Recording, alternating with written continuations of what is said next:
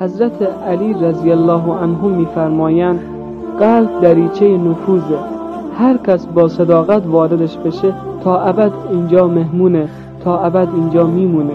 صداقت شاید بهت دوستای زیادی نده، ولی همیشه ماندگارترین و بهترین ها را نصیبت میکنه. سعی کن همیشه در زندگی حقیقت رو بگی، حتی اگه صدات بلرزه. با دروغ میشه خیلی چیزا رو به دست آورد، ولی نمیشه نگهشون داشت. این دوستت دارم مثل سلام علیک نیست که به هر که میرسی میگی.